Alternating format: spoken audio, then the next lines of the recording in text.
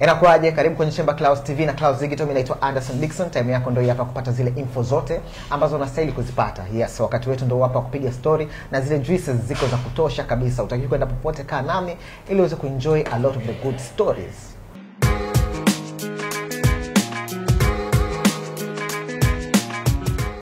Leo kwenye Chemba tumebarikiwa kuwa na Dr. Mtwale.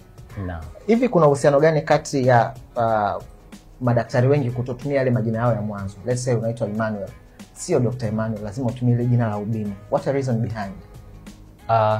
Kwa kawaida nadhani inategemea pia na watu wamekaaje, kwa sababu majina ya mwanzo mara nyingi ni majina ambayo tumeyachukua kutoka nje.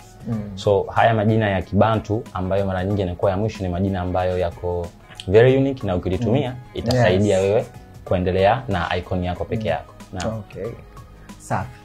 Sasa Doctor, mimi nina maswali kadha wa kadha mengi sana hapa. Naam. Sijui umeelewa. Lakini nataka tuanze huku. Sasa hivi imekuwa ni kawaida kusikia ama kuona watoto 2000 wakihusishwa na UTI. Yaani watoto 2000 baadhi yao unakuta naitwa UTI. Wale wana UTI. Hivi shida iko wapi mpaka watu wengi kuhisi labda kupata maambukizi lesi labda UTI yanatokana na kujamiana? Sio, umeelewa? Labda na sio kunywa maji ama whatsoever. Okay, ni swali zuri, lakini nitalijibu kulingana na muktadha mbalimbali kwa kuzungumzia juu ya kwa nini watu hao wanaitwa hivyo. Nadhani tunazungumzia Gen Z, sio? Yes. Nadhani niweke kwenye sababu ambazo zinafanya watu waitwe hivyo. Kwanza tunategemea na prevalence, yani kiwango gani cha watu ambao wanakuja na changamoto hizi za UTI. Na hapa moja kwa moja nitazungumzia juu ya sababu ambazo zinawafanya watu hao wasumbuliwe sana UTI. Cha kwanza ni mmomonyoko wa maadili. Hii nadhani ni engo pana, lakini kwa kifupi hawa watu wanajiona wanaweza kuanza mambo haya mapema bila kuwa na taarifa za kutosha, kitu ambacho intani kinasababisha wao wapate changamoto kiwepesi. Sababu ya pili inaweza kuwa ni ujuaji.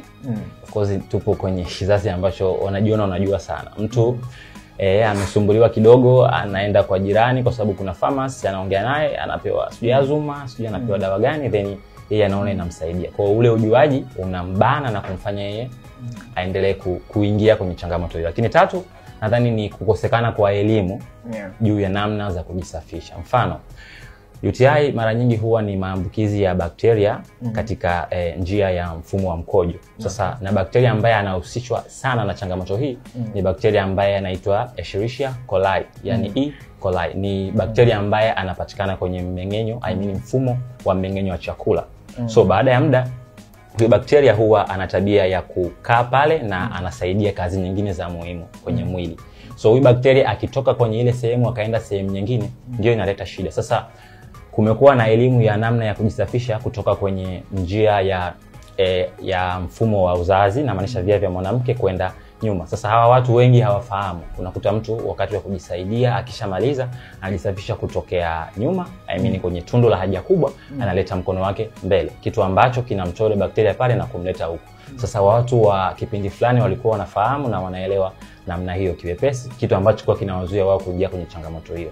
Lakini pia kwenye taswira nyingine nadhani kuwepo kwa media na vyanzo sahihi vya kukusanya taarifa kunaweza kufanya ionekane kama sasa hivi kuna watu wengi ambao wana changamoto hiyo, hususan hawa vijana wadogo. Kwa maana ya kwamba labda kwa miaka ya zamani kulikuwa hakuna statistics ambazo zinaelezea kupata taarifa kwa wakati sahihi, kitu ambacho kinafanya kama sasa hivi ionekane ni sana. Nadhani kwenye engo hizo hapo naweza kawa nimeeleza au kujibu swali lako, si? Yes, kabisa. Sasa tuje huko. Hivi changamoto ya kupata watoto, uzazi, changamoto ya uzazi imekuwa ikizungumzwa mara kadha wa kadha. Natamani kujua kwa upande wako, unadhani ni vitu gani mtu anatakiwa kuzingatia pindi anapotafuta mtoto na mwenza wake? Okay, ni swali pana sana kwa sababu kuna vitu vingi, kuna kundi zaidi ya sababu kama 10. Okay, basi tufanye hivi. Kuna style maalum za kupata mtoto au style yoyote inaweza kukuletea mtoto? Yeah, style yoyote inaweza kukuletea mtoto so long as utafanikiwa mwanaume atakuwa na uwezo wa kurusha mbegu zikaenda direct zikakaribia kwenye cervix kufanikiwa kuingia, na mwanamke huyo awe kwenye kipindi ambacho anaweza kurutubisha hayo mayai. So mara nyingi kuna style ambazo watu wanasema labda inawezekana ndio zinachochea kitu ambacho ukifuatilia unaweza kukuta kuna ukweli.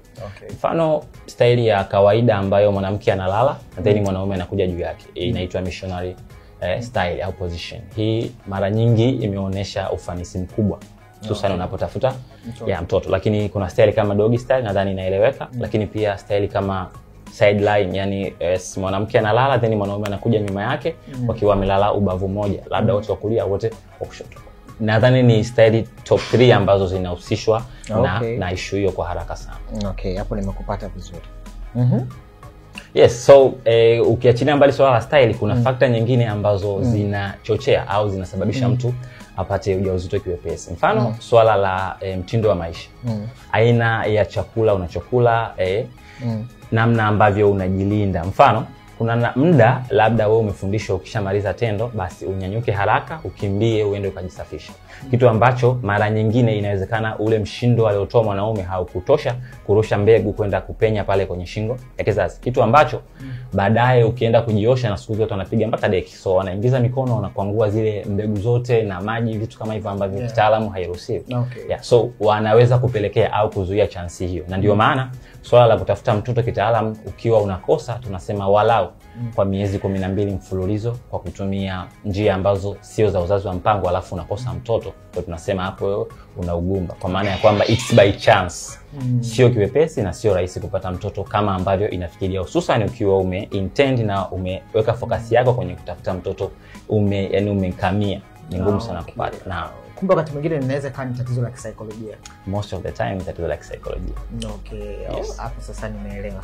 Na hili swala sasa hivi unajua limekuwa liko trending sana kwamba wanaume siku hizi bwana hawana nguvu za kiume. Ni kweli wanaume hawana nguvu za kiume au tunaokutana nao wanakuwa wametuzidi nguvu? Nadhani pia ieleweke ya kwamba issue ni priority. Kivipi? Unakuta mwanaume anafikiri kwamba anahitaji mwanamke ambaye anaweza kumridhisha. Sasa wanawake wamekuwa exposed mapema, wamefanya vitu vingi, kwa hiyo kuna usugu na kuna mwili kuzoea hilo tendo.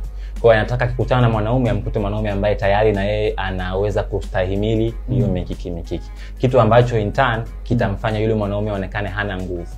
Lakini pia ukija kwenye upande wa mwanaume mwenyewe, mara nyingi saikolojia ina play part kubwa sana ya mwanaume. Labda nadhani itakuwa kutokea hata ukiwa pia hauna pesa, unaweza kujikuta kama hauhitaji au hauenjoy sana ile tendo.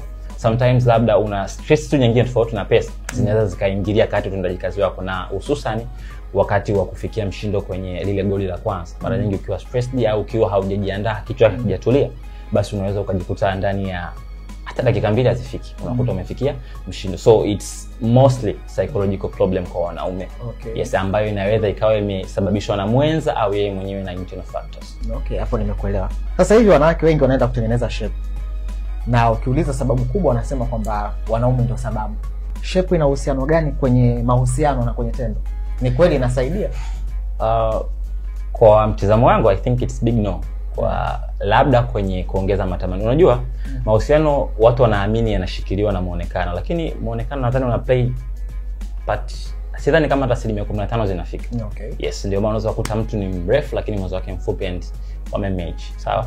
So ile ni kwa ajili ya mtu ambaye ana interest za kuhangaika labda kutafuta mwenza mara kwa mara au kuona kwamba anahitajika aonekane ili attract. So mara nyingi ndio maana watu kama wanaonekana kama ni watu ambao ni malaya au wanafanya vitu hivi kwa biashara. Lakini kwa mtu ambaye anaelewa anachokifanya na focus yake iko kwenye kutengeneza familia, muonekano sidhani kama unapata kubwa kiasi hiko, japo mtu labda kuongezeka unene na vitu kama hivyo kwa haraka inaweza kupunguza ule mvuto kwa mwenza wake. So lazima izingatiwe japo sio direct. Hivi kati ya mwanamke na mwanaume kina nani ambao huwa wanaongoza kwa kupata magonjwa ya zinaa? Nadhani tukiangalia takwimu zinaonesha wanawake, kwa sababu wanawake ndio watu ambao wanafika hospitali. Yani mwanamke akiumwa ataenda hospitali, atatafuta msaada. Mwanaume utavumilia.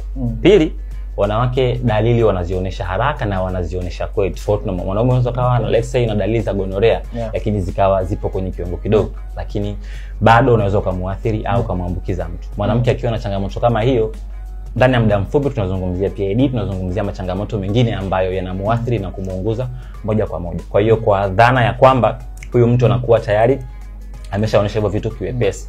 So ukiachilia mbali hivyo, nadhani pia uwepo wa via vyao vya uzazi, namna ambavyo vipo pale na namna ambavyo of course mwanamke ni receptor hususan kwenye tendo na kwenye kila kitu.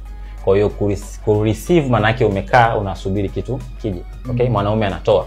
So ni rahisi pia hata kupokea vitu ambavyo hauvihitaji. Kwa hiyo wanawake wanaripotiwa hivi, japo nadhani tukitulia tunaweza tukakuta pia wanaume wanaweza kukaribia kitu ambacho kinaweza kikahamasisha au kuzungumzia kauli yangu kama ninavyoongea. Okay. Kuna hii changamoto nyingine.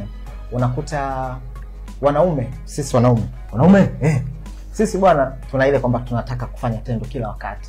Ndiyo. Lakini kwa mwanamke inakuwa ni tofauti. Hii inatokana na nini? Okay. Nadhani tendo la ndoa of course ina play part kubwa akili pamoja hisia. Kitu ambacho akili ikitulia inaenda kuamuru au kuratibu uzalishwaji wa homoni kadhaa. Kwa taswira hivi, kwa mwanamke tunategemea awe na mzunguko wa hedhi, sio? Yani kuwe kuna siku ambazo homoni fulani inakuwa juu, homoni fulani inakuwa chini, kitu ambacho kitaruhusu ule mzunguko huo unatokea. Sasa kwa kawaida kuna kipindi ambacho homoni fulani zikiwa juu zinahamasisha mwanamke kuwa na mwitikio wa kingono.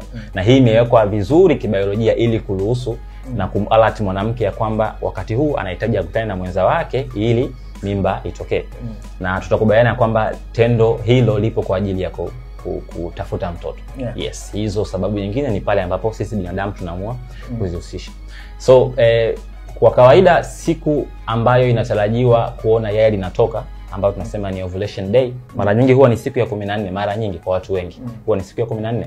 Unaweza kurudisha siku 3 nyuma au mbele. Hizi siku mara nyingi mwanamke anakuwa anahitaji sana tendo, anakuwa na hamu ya kusocialize, kujichanganya na watu. Anapata ule ute mzito ambao unavutika kama ukipasua yai ule ute. Yes. Lakini muda mwingine joto linaongezeka kiasi kwamba akikutana na mtu, labda hata mtu akamgusa tu kiwepesi atakwambia mbona leo una joto. So hizo ni baadhi ya dalili ambazo zinaonyesha kwamba mwanamke huyu amepevuka, yani yupo amechanua labda tuseme. Anahitaji kukutana na mtu kwa ajili ya kutengeneza mtoto. Lakini pia kuna siku ambazo mwanamke anakuwa yupo anakaribia kuingia periodic. Siku hizi pia huwa mwanamke anasikia sana hamu ya kufanya tendo. Kwa hiyo unaweza ukasema hapo unakutana na siku kama 9, sidhani kama zinavuka 9, ambazo zinatofautiana kwenye hiko kipindi kwa namna ambayo inafanya mtu huyu asihitaji tendo kila siku, tofauti na kwa wanaume. Kwa mwanamke ana siku 9 katika mwezi ambazo ndo anakuwa anaweza kawa ana hamu sasa ya kufanya ya kuhitaji. Japo wapo ambao wanapata hamu na hawasemi. So anakuja indirect, labda anakukorofisha na vitu kama hivyo, mradi mfikie kwenye ugomvi, mbembelezane, then yapata hicho kitu. Kwa hiyo inabidi ili sisi wanaume tulielewe kabisa kwamba sikiliza, mwanza wako ana siku 9. Au wakati wengine wanakutana nazo hata ana 6. Si ndivyo? Sidhani, 6 nadhani chache sana. Inaweza pia extend 9 kwa sababu wapo watu ambao sexual drive iko juu kulingana na mtindo wa maisha, vitu wanavyokula pamoja na mambo wanayoyafanya. Kwa hiyo hii inaathiri na kufanya siku ziongezeke zaidi, lakini sidhani kama zinavuka hata 14.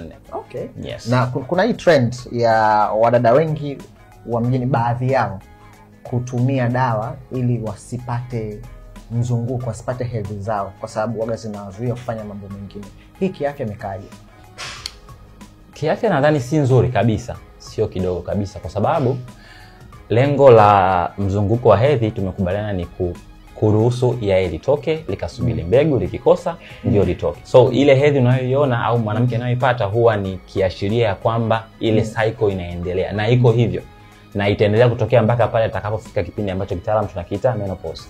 So kwa kipindi hiki chote akijizuia kufanya hivyo inakuwa ana disturb. Ndio maana homoni hizi zisipokuwa sawa huwa zinaenda zinavuruga uzalishwaji wa mazingira ambayo yana control kuzuia bakteria na wadudu wengine kwenye kuingia. Ndio maana matumizi holela ya dawa, mfano nadhani tutakuwa tunazungumzia P2 au dawa nyingine, huwa yanaleta athari za kiafya ikiwemo pamoja na maambukizi, kitu ambacho kinaweza pia kupelekea vimbe za kwenye mfuko wa mayai ambayo tunaita ovarian cyst, pamoja na changamoto nyingine nyingi sana za kiafya. So si nzuri kwa wanawake. Okay. Na ni kweli kwamba mwanaume kutoshiriki mara kadha wa kadha tendo la ndoa linampelekea uume wake kusinya au kutokuwa na Of course ni swali gumu, lakini nadhani kwa uzoefu kuna mwanasayansi alishawahi kuzungumza ya kwamba kitu chochote ambacho haukitumii huwa kinasinyaa, kinakuwa dhaifu na inawezekana kikatoweka. Sasa nadhani tuhusianishe na swali lako. Kama sehemu hauitumii, the same as let's say unafanya mazoezi labda unanyanyua gym, sio? Ukiwa unanyanyua gym maana yake you train your muscles zifanye kazi ili ziongezeke. So zinaongezeka kwa sababu zinatumika, kwa sababu zinafanya kazi. Ndio maana ukifocus labda na kulift weights juu tu unakuta chini kunapungua alafu juu kunaongezeka. It's like mwili una change focus, una change priority kwamba sasa hivi tutengeneza misuli ya mikono kwa sababu ndio inahitajika na ndio ina kazi kubwa. So the same applies. Labda inawezekana ukiwa haushiriki mara kwa mara mwili ukachange focus kwamba okay, huku sio kwa muhimu sana. Ndio maana ukiwa haufanyi tendo hili ni rahisi zaidi kujicontrol kuliko ukiwa unafanya alafu ukataka uanze kujicontrol. Hapo sasa nimekuelewa.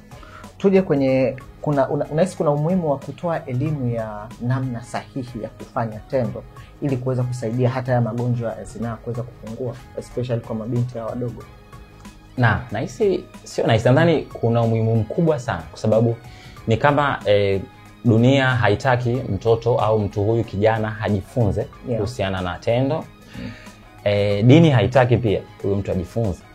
Lakini pia hata serikali na media haziruhusu mtu huyu ajifunze. Kwa hiyo kumekuwa kuna njia za kona sana. Mtu inabidi force, okay, aangalie pono, akutane na partner ambaye atamfundisha.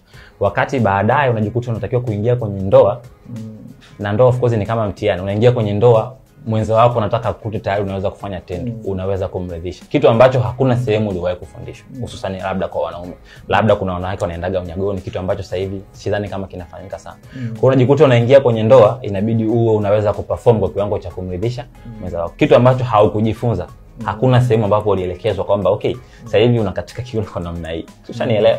So mwisho wa siku inakuja inaunguza au inaumiza. Kwa lazima kuwe kuna system au kuna namna watu hawa wakawekewa mezani, wakapewa nafasi ya kujifunza. Nadhani pia itapunguza hatari ya watu kuingia kwenye changamoto kama za mapenzi ya jinsia moja, pamoja na athari za kuingia kwenye mahusiano katika umri mdogo.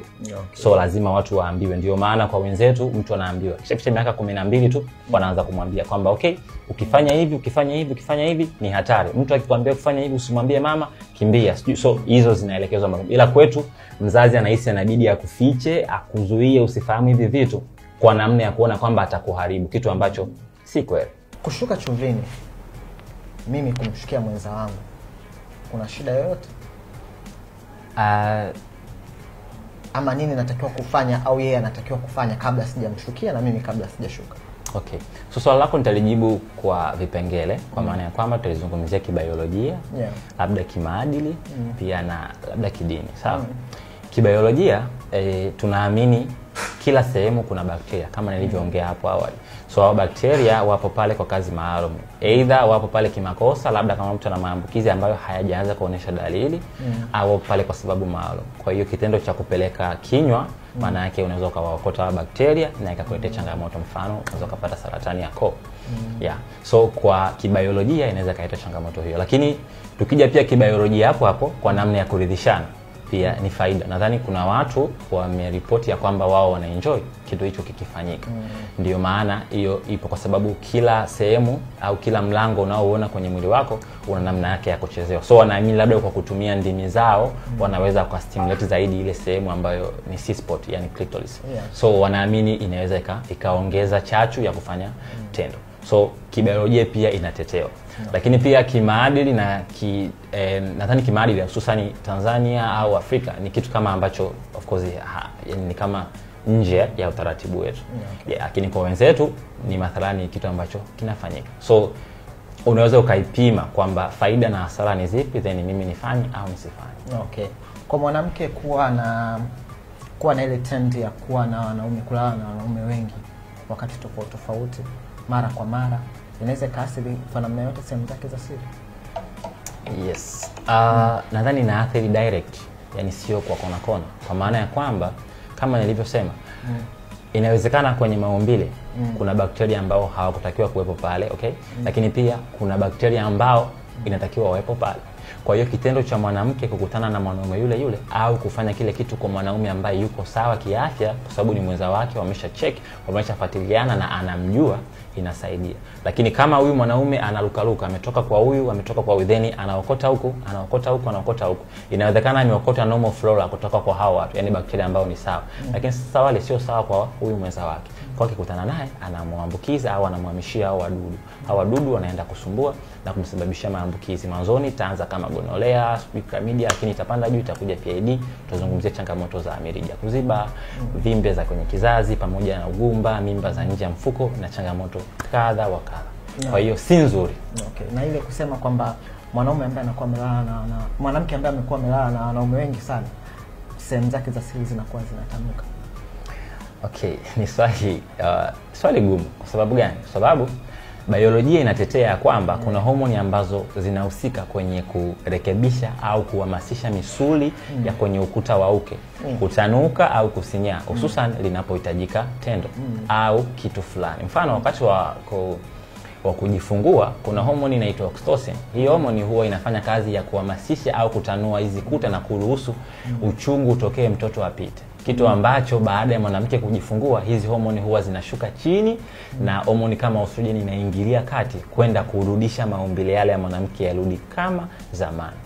Kwa hiyo wakati wa tendo ni kitu chochote kinatokea, kwa maana ya kwamba homoni zinahusika ambazo zinaenda kuweka ute na kulegeza hii misuli na kuruhusu rumu iwe pana. Kitu ambacho baadaye kitafanya lile tendo lisiwe la maumivu. Ndio maana mwanamke inabidi aandaliwe. Kuandaa sio kwamba unatafuta tu ute, ila unaruhusu mwili uwe tayari kwa ajili ya zoezi lile. Hapo umesema kuhusiana na kujifungua, moja kati ya story ambazo yani waga tukikaa kwenye video vyetu hivi, vikao vyetu, huwa tunakutana nazo ni kwamba mwanamke ambaye ametoka kujifungua, mwanamke ambaye mwenye mtoto, inasemekana kwamba ndo anakuwa mtamu zaidi hata yule ambaye hana mtoto. Ikoje? Okay, nadhani pia tunarudi pale pale kwenye taswira ya kwamba mtu ambaye tayari ameshaingia leba, tayari ameshakuwa exposed na maumivu, ameshakuwa exposed na kitu ambacho mtu ambaye hajaingia hawezi kukielewa hata kwa kusimuliwa. Kwa maana ya kwamba kulikuwa pia kuna kauli za watu wanazungumzia juu ya namna gani kijana hatakiwi kujihusisha kimapenzi au kufanya tendo la ndoa na mwanamke aliyemzidi umri, kwa sababu wanakuwa kama makungwi. Kwa maana ya kwamba ile tuseme ni engine, labda engine inakuwa inapiga kazi. Kwa yule mtu anajua namna ya kutumika, namna ya kufanya wewe uhisi ule utofauti. Na pia mtu aliyezaa tutakubaliana kwamba tayari ana exposure ya kutosha kwenye tendo. So itafanya wewe uhisi kama mtamu, kwa sababu utamu unatafsiriwa kama ni kwa haraka kiasi gani unafika kileleni, labda na joto mara nyingine. Ndio mwanaume anatafsiri kama utamu. Kitu ambacho watu ambao tayari washakuwa exposed sana wanaweza kufanya ukajisikia hivyo kiwepesi. Okay. Wanawake, baadhi ya wanawake wao wanasema wakiangalia vidole vya mwanaume tu wanajua size yake. Sio, umeelewa? Naam. Hii inakaaje? Ni kweli kwamba mtu ukimwangalia unajua size yake? Na kwa mwanamke ukimwangalia unamwangalia sehemu gani unajua hapa mzigo upo hapa kwa mwanamke? Kaka Anderson, naona kama unataka kunigombanisha na watu, lakini ngoja nikujibu. Nadhani hii inawezekana kuna watu ambao wanafuatilia vitu kwa undani. Kuna kitabu kimeandikwa na Mchina fulani, alizungumzia swala la sexual reflexology. Kitabu kinaitwa Activating the Toast Points of Love. Nadhani ni February 10, 2003 kitoa kitabu hicho. Alizungumza ni namna gani features au maumbile ya mtu yanaathiri maumbile ya mtu. Yaani nikikutizama labda umbali kutoka kope hii na kope hii, naweza nikajua gap au ukubwa wa umbile lako, labda size ya pua, size ya lips na vidole. Mfano, kuna aina fulani ya vidole wanaita mushroom finger. Mfano, nikiweka kidole changu hivi, unaweza kukuta kipande hiki kimekuwa kidogo ambapo tunasema kwenye shaft, then huku juu ni kupana zaidi. Kwa hii inaweza kukutengenezea taswira ya kwamba huyu mtu umbile lake alipoje. The same. Sitaongea kiwepesi sana, lakini nadhani unanielewa. So hii inafanya watu hawa waonekane kama wanaweza au wanashiriki tendo vizuri, kwa maana wataweza kufikia au kusugua G-spot kiwepesi. Mada ya G-spot ni nzito, lakini kwa kifupi kwenye via vya uzazi vya mwanamke ukuta wa juu kuna sehemu tunaita G-spot. Pale huwa kuna kama sponge au kitu ambacho kina nerve za kutosha. Kwa hiyo ni rahisi kusisimuka ukiachilia mbali nje kwenye clitoris. Sasa kinachotokea ni kwamba uume ukiwa hivi, ile G-spot engo yake ilivyokaa inaruhusu kuwa disturbed au kuguswa kutokea nyuma, sio kutokea huku. Kwa hiyo ukiwa na mushroom penis, kinachotokea ile shingo wakati unaingiza na kutoa inakuwa inagusa G-spot kwenye ile engo, kwenye taswira ya kwamba mtu kama huyu anaweza akafanya hivyo. Sasa tukirudi kwenye swali ni kwamba ni ukweli, kwa sababu nadhani ni kitabu ambacho kimeandikwa na authors wa kutosha, sidhani kama nawakumbuka wote, lakini kwenye maelezo yao wamedadavua kwa mifano na wametoa features zaidi ya 30. Mfano, wamezungumza juu ya swala la nywele. Wanasema kama unamwona mtu ana nywele nyingi, maana yake kiafya yuko sawa. So kiwango cha nywele unazoziona sehemu yoyote ni sawa na nywele ambazo zitakuwepo kwenye ofisi za halmashauri. Nadhani unanielewa. Lakini pia wakazungumza juu ya swala la size ya pua. Okay, pua ilivyokaa, upana na vitu kama hivyo. So upana the same, upana wa kule. Lips zikiwa kubwa the same, kule kunakuwa na lips kubwa. Umbali wa macho the same. So ni tafiti ambazo zimefanyika huko China na maelezo ya kutosha yapo hapo. Mfano mwingine nitakupa. Wanaamini pia mtu ambaye tuzungumzie labda makalio. Mtu ambaye ana makalio ambayo yako pointed, yani yamechongoka, sio ya kushuka chini au ya kwenda juu, wanaamini huyo mtu hayuko na sexual drive kubwa. Okay? Pia wakazungumzia juu ya mtu ambaye makalio yake ni kama yameshuka chini, wanaamini huyo mtu yuko na sexual drive kubwa. Nikisema sexual drive nadhani naeleweka. So kwa taswira nyepesi inaleta swali la kwamba kwa nini wanawake wengi wazuri wanaonekana kama wana maumbile makubwa. Unajua kwa nini? Nadhani kwa sababu uzuri unatafsiriwa kama alignment ya hizi feature. Nazungumzia macho, pua pamoja na mdomo, masikio yalivyokaa, then engo ambayo kidevu imetengeneza. So hizi feature ili zionekane zina muonekano mzuri lazima ziwe na umbali ambao unafikiriwa ya kwamba umbali huu ndio sahihi kulingana na taswira yetu. Kitu ambacho kwenye hicho kitabu kinaeleza ya kwamba kadri macho yanavyozidi kuwa mbali ndivyo inavyoaminika gap la via uzazi vya mwanamke huyu au mwanaume huyu vipo. The same applies. Kadri pua inavyozidi kuwa nzuri na ndefu na ya kutosha, the same itazungumzia urefu wa kile kina cha mwanamke huyu. Vile vile kwenye lips, tukija kwenye nywele, tukija kwenye masikio, pamoja na kila kitu kwenye mwili. So hichi kitabu kinaitwa Sexual Reflexology, unaweza kukitafuta. Okay. Naam. Hapo nimekupata. Nilikuwa napiga story na mabinti fulani hivi, wakawa wanasema wao walianza kusikia raha ya tendo baada ya kufika miaka 26, 27, yani katika umri fulani ndio wamekuwa. Yaani pale ndio walikuwa wanasikia raha. Na wanasema kwa baadhi ya mabinti wengi, yani raha huwa wanaanza kishakuwa na umri fulani, wakishakuwa wakubwa. Tofauti na huku kwenye umri mdogo wa miaka 18, 19, 20, kufika kwao inachukua muda, ama wakati mwingine walikuwa hawafiki. Ni kwa sababu walikuwa hawaenjoy lile tendo, tofauti na sasa ambavyo wanaenjoy. Hii inahusiana vipi? Okay, nadhani tutarudi pale pale kwenye ufinyu wa taarifa wanazozipata. Tuliongea hapo nyuma ya kwamba haipo sehemu ambapo mtu anaelekezwa, okay, kwamba yes, mwanaume akiwa hivi afanye hivi. Nadhani ni dhana ambazo zilikuwa zinatumika miaka fulani na huko vijijini. Lakini kiuhalisia ni kama haipo sehemu ambayo mtu anaelekezwa. Sasa huyo mtu, kumbuka, anaingia kufanya tendo kwa shinikizo kutoka kwa mwenza wake. Yes, biologically unakuta mwili wake bado haujaitika, na yes, psychologically hajakomaa kwenda kushiriki tendo lile kiwepesi. Kitu ambacho kitamfanya akajaribu. Ndio maana hapa huwa watu wengi wanacheza. Hapa watu wengi wanazingua, kwa maana ya kwamba wataingia kwenye mapenzi ya kufanya kinyume na maumbile, lakini pamoja na kupata changamoto nyingine za kiafya kubwa, ikiwemo na psychological trauma. Kwa hiyo kuto kuwepo kwa taarifa na mwili kujiandaa wenyewe kama unahitaji tendo kutamfanya mtu huyu ashindwe kushiriki au kuenjoy lile tendo, kwa sababu tayari kila kitu hakijafanyika. Nimewahi kuongea kwamba tendo la ndoa mara nyingi linafanyika kabla ya tendo la ndoa, ya kwamba mwili lazima ujiandae, akili na kila kitu lazima kijiandae kabla ya tendo. Kinachofanyika pale wakati wa tendo huwa ni kina play kama 15-20%, lakini the rest kinafanyika nje bila kuhusisha via uzazi kugusana. Nadhani nimekujibu. Hapo umejibu vizuri sana. Umekuwa wakati poa sana mimi na wewe kuweza kupata hili darasa. Na kwa namna moja au nyingine mimi na watu wangu ambao tunatazama hapa tutakubaliana ya kwamba umetupa nunu za kutosha. Kuna vitu vingi ambavyo tulikuwa hatuvifahamu, lakini umetuelezea kidaktari, kitabibu zaidi, kwa tumepata nafasi ya kuvijua na namna gani ya kuhandle hivyo vitu. Lakini pia nadhani hii itapunguza hata mgongano. Mimi na kesi moja ambayo naomba huyu mtu nimtaje. Kisanga na mwenza wake walikuwa wanagombana sana. Yaani anahisi mwenza wake kama vile anachepuka, kwa sababu yeye kila akihitaji mwenza wake anambia bwana sijana tu. Kumbe mzunguko wa mwanamke una ufinyu wa siku chache tofauti na mwanaume. So now I get it. Asante sana kwa time yako. Umekuwa wakati poa sana. Hii ilikuwa ni Chemba Mimi naitwa Anderson Dickson, asante za kutosha kwa Abdul Mboloma kwa kuhakikisha kila kitu kinakuwa poa, bila kumsahau Hamis Kopa alikuwa hapo akihakikisha sauti inakwenda fresh kinoma noma. Mimi naitwa kutana tena same time same place, of course next time. Bye bye for today.